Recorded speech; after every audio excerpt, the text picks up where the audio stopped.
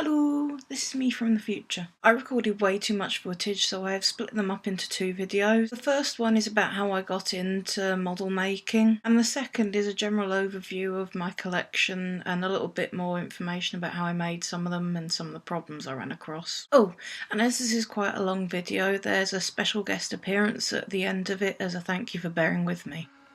Another video, another view of my room. By the way, found my 40k poster.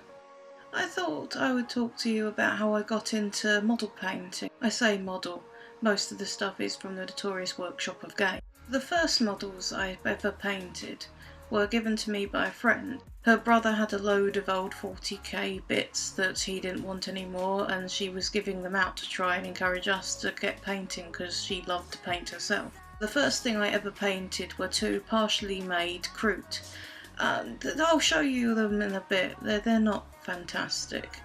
The next ones I did, I got a bit more creative, and after she told us that Kroot start to take on characteristics from whatever they eat, I may have had some evil ideas. These are the first two models I ever painted. You can see they had the brown base coating on already, and I didn't have a very thin brush. Then I moved on to these two. I got a little bit more creative with it, coloured in the beads. I'd gotten a fine brush by this point. These are my three boys. First one is Deadeye, as you can tell he's got one eye missing. Split jaw next to him and Rip there on the end. Then a little bit later I started trying to carve the scars into them so they'd show up better. You can see that bit coming down from his eye and the three claw marks on his backside.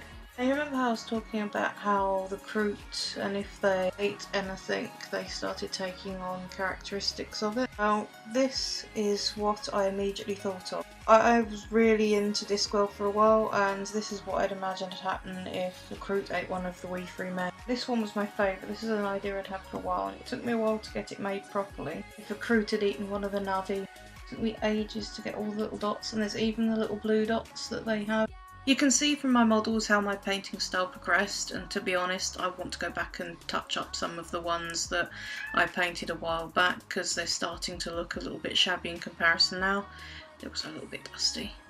And if you notice the bits that are blue tacked from when I had to move house, not all of the models fared as well as others. The next thing I got into was Slaaneshi Demonettes.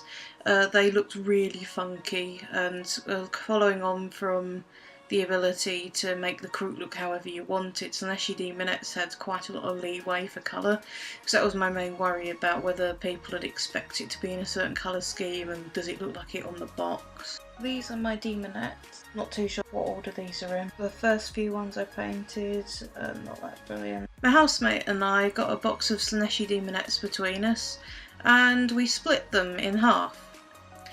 Didn't realise that certain limbs went to certain bodies, so we just picked out the ones we liked and went away with them. This was my first experience with green stuffing and bodging things, and I realised I liked it so much that I've kind of continued on modding from there. A large portion of my model collection comes from a friend of mine who was having to downsize his collection because he was moving in with someone. A lot of my pieces started coming to me partially made or fully glued together but unpainted.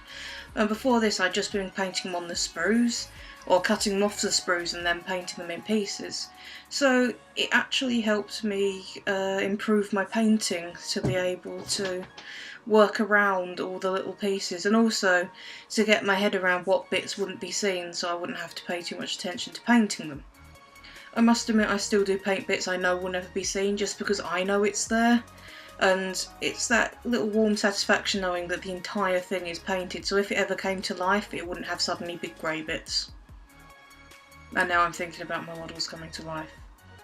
The first piece I ever properly modified for a purpose rather than just playing around with was for my local Games Workshop's Halloween painting competition. I decided that I was going to do the Headless Horseman, and I rummaged around in bits boxes that I had, a bits box that the shop had, and I came up with this. It's the Headless Horseman from Sleepy Hollow, with Lady Van Tassel next to him. I was really pleased with this one, and it took a lot of different bits to put it together. I'll talk about how I made it in a little more detail in part 2. Yeah, this one won the Halloween painting competition. Well, I hope you enjoyed this meander through my modelling collection, and as promised, here's our special guest. Say hello, Impy. Say hello. Hello, camera. Hello. Look.